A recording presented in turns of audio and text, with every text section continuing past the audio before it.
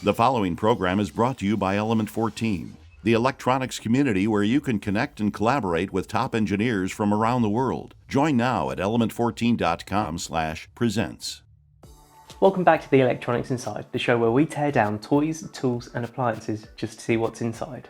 I'm David, and in this video we're going to be tearing down a DJI Phantom 3 quadcopter stroke drone.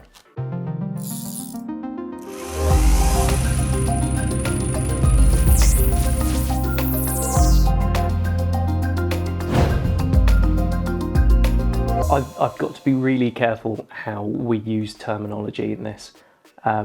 My father-in-law will never forgive me if I call this a drone or have the opportunity to talk about this without mentioning it. Just because something has 4 rotors and flies doesn't necessarily mean it's a drone. It could just be a quadcopter. You can also get hexacopter, tricopters, octocopters, all sorts of configurations. What makes it a drone is its autonomy. Now with this you can set waypoints, tell it to take off, fly, come back and land all on its own. It doesn't need any input.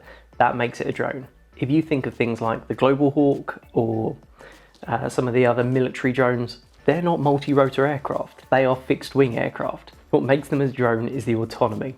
Fortunately, I can call this a drone because it is autonomous, but I just wanted to make that distinction because it's something which often gets used incorrectly. Now, the other thing before we start on this video, if you are going to fly anything at all, check your local rules and regulations. I don't care if it's a model rocket, model aircraft, a foam glider. If you're going to fly anything, check your local laws. Anyway, back to this.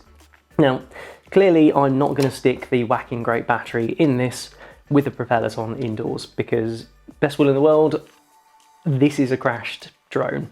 Somebody has sent it to me in parts. It has seen better days, but not knowing what it's going to do when I put the battery in means it's a big liability. Now, I don't want to tear a battery down because fire. Yeah, the DJI batteries come with a charging self-balancing controller, and again this one's been through a crash, so it's not the healthiest thing I've ever seen, but it's got the balancing to make sure the cells are loaded up equally. This is lithium polymer, I believe. Yeah, lipo. So this will be multiple cells that all need to be balanced and charged equally to get the maximum performance and make sure one of them doesn't start to catch fire mid-flight. So all of that is controlled by this. If you're doing other model aircraft with multi-cell batteries, you will need an external balancing controller. I'm going to straight away put that to one side and never touch it again. Now, the other thing to mention about this particular one is the controller is no longer standard. This has been modified. These are SMA connectors, and this normally doesn't have any connection here and here and has a different connector in the middle. Can't remember what the standard connector in the middle is, but it's not an SMA. This controller has been modified, so it'll also be interesting to find out what's gone on inside here, whether it's just cosmetic interfaces or what. Now, the quadcopter itself, obviously the camera and gimbal mount has been well and truly snapped off. It should go something like, maybe something like that. That looks, either way, it should have been somewhere there. It's not anymore. That's worse than it seems. When you're uploading firmware, you actually put the firmware on the SD card to the camera, and the software on board is updated through this SD slot. So the fact that this is broken off is not just it's a drone without a camera, it means it's missing an integral piece of its hardware. Very sad. You've got the anti-vibration mount, great idea. A couple more wires hanging out here. We're not too sure what they do specifically, those two, but you know, there's a single black wire. You can leap to conclusions and assume that's ground. Then you've got all the wires on a plug that then go to the camera. There is a USB port on here for other activities. And one of these is ever so broken. That had a very hard impact. And actually you can see where, because of that impact, this rotor has been catching on the body and left that scar right there. Very handy, looks like they're all Torx screws. No mixture of Torx and Allens, but I guess we'll start with the base. You figure that might be hard. Gotta say, I'm very impressed by the vibration stability of this. For anything anti-vibration, it's always a bit hit and miss, but the low density and the shape of the silicon, it looks like, in the washers seems to do the trick very effectively. Oh, this poor little gimbal mount. There is gonna be an awful lot of screws in this. I can see it coming already. Right, under this little flap, which has just come off, there's a little coaxial connector just on the bottom there, which kind of raises a good point. Now, I have read that the transmitter uses 5 gigahertz and 2.4 gigahertz, which of course are the two, in the UK at least, open standards. They're the two consumer level high bandwidth, which of course most people will know from Bluetooth and Wi-Fi and things like that. But pretty much if you want anything without having to have a license for it, that's the frequency you have to use, which also means they're regulated. And I can't remember which one's which, but I think one is used for control and telemetry, and the other one's used for video. And like I say, I can't remember which way around that is. So here is half the ribbon, which should be connecting that camera and gimbal assembly. That's rubbish. So again, yeah, definitely die-cast alley, whereas this half is plastic. Not that there's anything wrong with either, it's just a weird combination. Now, how on earth, oh, there's a little grub screw on this axle. And obviously this top motor attached on here, it's got its own little ribbon connector because it doesn't need to go down the gimbal. Yeah, there we go. So all of this shielding, I was just looking at these little coax connectors that are very reminiscent of the Wi-Fi connectors on a board, on a laptop or something. Looking at them going, why have they got no wires going in them? Why have they got no wires? Well, the good news is we now know what these two are. And yeah, sure enough, they are tiny little coaxes. They're going to be tricky to repair. Sorry, I got sidetracked there. So yeah, those two little coax connectors obviously connect to these coaxes. And under here, I suspect it's going to be the RF chips for the camera.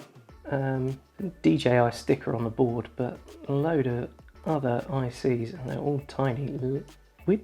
I think the board is like partially conformally coated. You can see the sheen on half of it, but not all of it.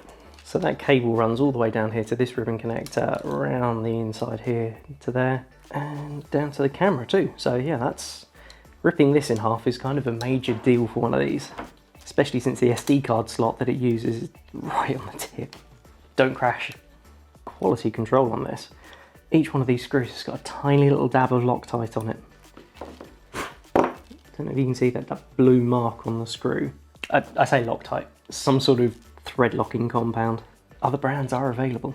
Bit of mindless trivia while I'm opening this up. The BBC, which is a publicly funded broadcaster in the UK, is always very sensitive about brand recommendations and appearing to give preference to one or the other. And if one of their hosts or someone mentions it, they always have to say other brands are available. But I hadn't realised how much that influences me. I hate it when people use a brand name for something that is generic. But the weird thing is, for example, I hate it if somebody says Sharpie when they just mean any marker, any permanent marker. Not that there's anything wrong with Sharpie as a brand, but I don't know why I think it's imprinted on me from the BBC for some weird reason. I hadn't realised how deep that goes into culture, because the BBC have actually forced artists to rewrite songs or change the lyrics to songs in order to get them playtime.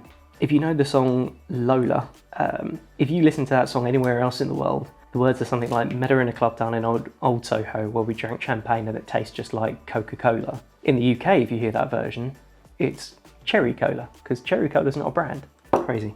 Anyway, so this little board, which has got another actuator for the gimbal assembly on it, has actually got a pot for feedback. So you can see this little potentiometer, and it just rotates around the D shaft, giving enough feedback for it to center itself.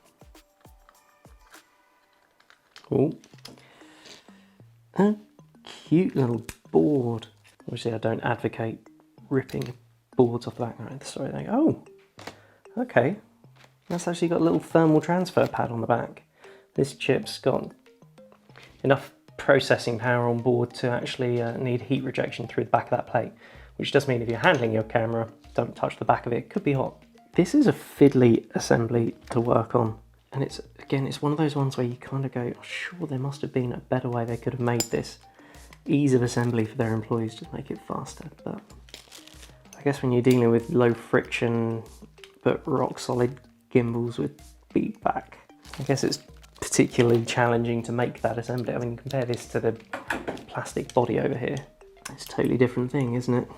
Okay, the little ribbon cable actually kind of spirals round the axle to give it enough rotational movement. And there's the other half of that ripped cable, which of course reveals the last little grub nut, or grub screw, I should say. Just thinking all this disassembly for the camera and the gimbal and all the potentially transmitters or receivers, we haven't actually got to the aircraft yet. So very, very similar arrangement. You've got the potentiometer and the motor on the back. It's virtually the same. So yeah, huge amount of data processing, definitely some RF going on here. Got the two coaxes and this shield. There's definitely some transmit and receive going on. So what is going on in the rest of you?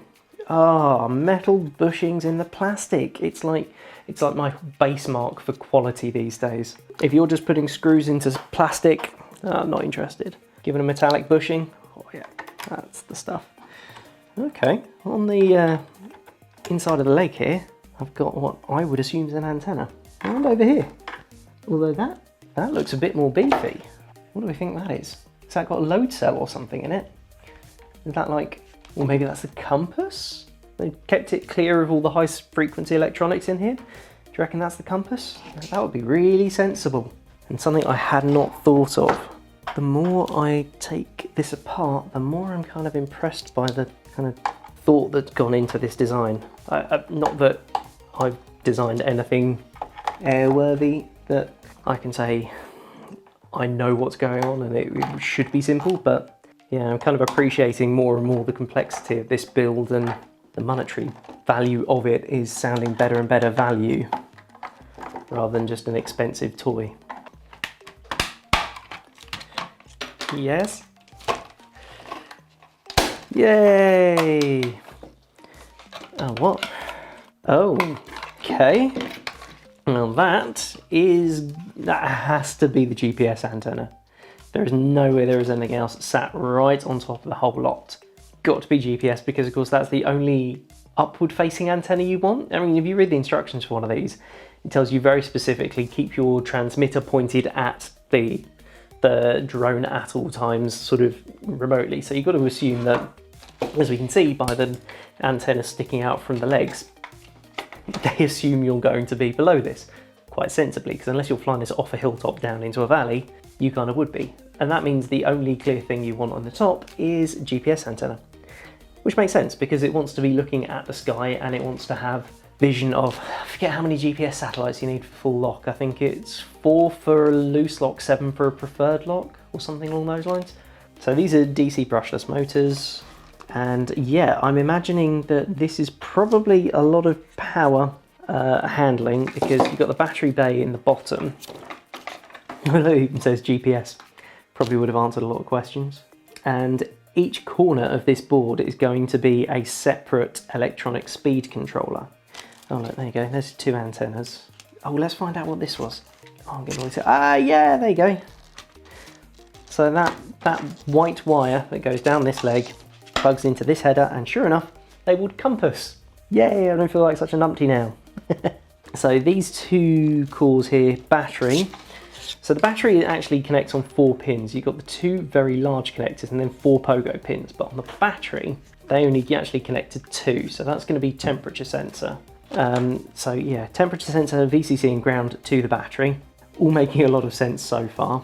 You've got 2 antennas, both of which connect over here. So that's going to be, I'm guessing, your RF chip. These connections on the edge are the power for the motors. So all of this is going to be the high-speed motors control. This big board in the middle, which is on its own connector, but it's elasticed in, that's got to be an inertial measurement unit. I know that one of the flight modes you can fly this in is GPS, and that's sort of the safest and recommended way you can. But if you're flying this somewhere with weak GPS signal, it can fly on inertial guidance. If you're not into your space exploration and don't already know what inertial guidance is, it's measuring acceleration and forces to estimate distance and position. So if you imagine when you take off, you're experiencing no force in any of these directions. It's also got an altimeter in here, a barometric altimeter in here somewhere, which hopefully we'll find. But if you imagine this is taken off, it's not going to have experienced any forces in any of the sort of flat plane direction. But if you experienced a force of acceleration in this direction, which is forwards, for 1 second, and let's call it an acceleration of 1 meter per second. So for 1 second, you accelerated that way for 1 meter. So this will now know it's moving at 1 meter per second in that direction. And then 10 seconds later, it stopped by experiencing an acceleration force in this direction for 1 second again, and the same force. So that will know that it's moved roughly, I know there's the acceleration deceleration period at the end, but I'm not doing this on the fly. This will have flown roughly 10 meters in that direction. And without GPS lock, it can still roughly work out where it is, and that's the basis of inertial guidance. And aircraft have an inertial guidance mode, only commercial aircraft. Missiles use it, spacecraft use it. It's virtually the only, other than astronomy, it's basically the only guidance that spacecraft have. And associated with gimbals and accelerometers to know which way up it is, that's kind of most of the sensing it has.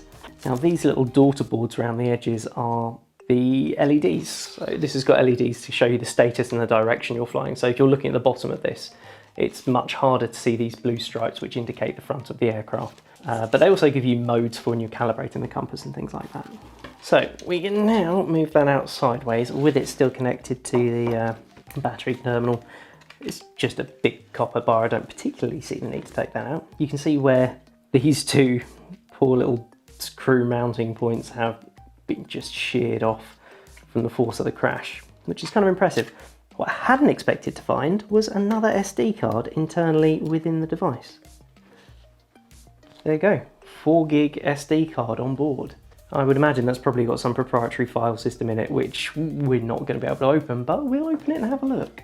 So the other thing I hadn't expected to find is these two bits down here on the sides of the body. So those two poor little coaxes that got sheared off from the bottom are actually attached to these two transmitters. Antennas is the word I'm looking for. These two antennas. So this board down here has got the 5 gigahertz return channel on it, as far as I can tell. And then these two antenna are the 2.4 gigahertz, which connects with the transmitter. Yeah, all in all, a lot going on in here. There is a huge amount of technology. Really hadn't expected quite that level of technology, to be honest. On the whole, really nicely made until you crash it into something. Oh, look. Just single little 18650. For some reason I thought there'd be more than that. Oh, yeah, these are the back of the control sticks. And there's nothing really significant about those. They're pots and springs. I don't know what to tell you. But yeah, this had, like I said, a connection here for the standard antenna, but it had the little flat plate antennas, a lot like these ones, just in here by standard. And this weird upgrade kit clearly came with the little coax connectors. I don't know why you would want to mod this. It's supposed to be for extra range, but when the range is limited by software, unless this has got Moody software on it as well, in which case I should not be turning this on even once it's back together. Yeah, battery, USB, charging controller, analog input, digital analog converters, Wi-Fi card, and 5 gigahertz Wi-Fi. There's not really much in here at all, just a pretty ugly mod, which I don't see the point of. I don't know, maybe it was flown internationally and was worth it. Look, not that I ever expected these to be simple inside, but I'm actually pretty impressed with the complexity of the electronics, the camera, and the Wi-Fi mesh that's going on here. That makes it... I kind of derided these as a bit expensive for what they are, but now having seen everything that goes into making one of these, they seem like pretty good value, to be honest. And yeah, I think the moral of the story here is don't crash them, like that needed to be said. I hope you found this an interesting one. If you have suggestions for your own teardown that you'd like to see, head over to the Element 14 community at element14.com/the electronics inside. Thank you for watching. I'll see you next time. Okay, I wasn't going to spend a ton of time trying to poke around on this SD card. I kind of figured it was going to be some bespoke file system and wasn't even going to work. But basically it's a FAT32 formatted disk, and the flight logs are stored in a DAT file, which is all the telemetry from each flight and is just there. I haven't got anything to open the DAT files, and I don't particularly want to spend a load of time trying to open it up, but it's worth remembering if you are going to sell your drone secondhand, it's got a load of flight data on it, and probably you've flown this at home or near your home and probably gives away where you live. Just something to bear in mind.